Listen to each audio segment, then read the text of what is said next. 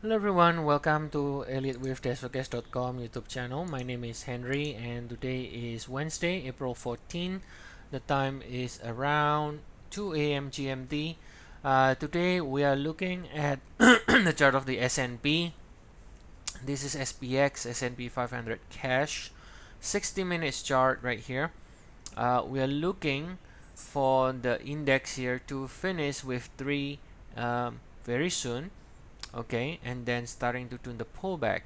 Now we don't like selling because this is not bearish, this is bullish. Right side is higher, right?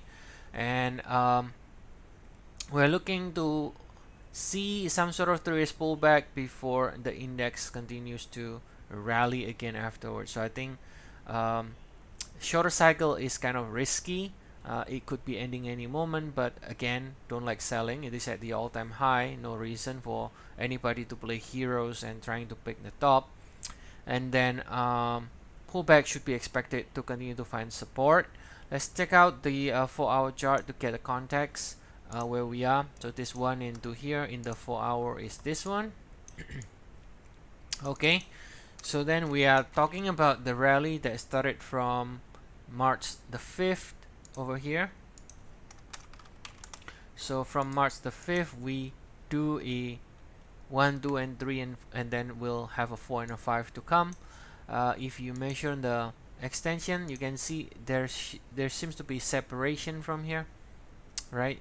Which is usually indicative of wave 3, and you can see right here already reaching the 100%. Now as you can see, wave 3 can even continue to extend higher and higher all the way up to 1.618.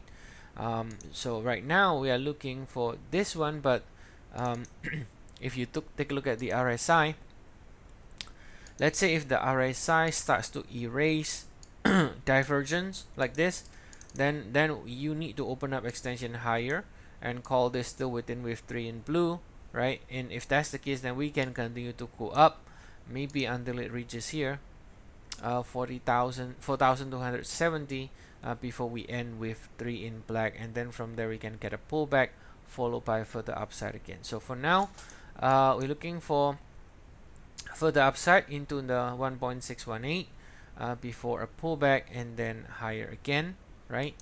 And again, don't like selling, and if there's any pullback, then we do like the long side for the upside in the index.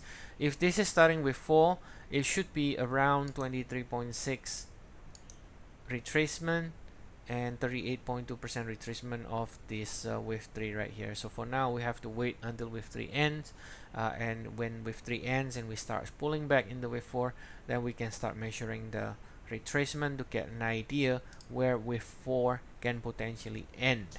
Okay, so then after that we can see if we can see a 3 pullback and then overlapping with the 23.6% retracement at least, then that should be an ideal area where wave 4 can end, and then the index from there can start to go higher again.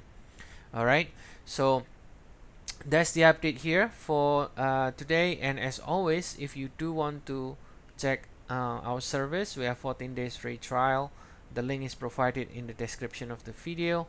We also currently have a 30% promotion for the code plan, so it's also a good time to join our service. All right, so I'll see you all again tomorrow, and have a nice day everyone.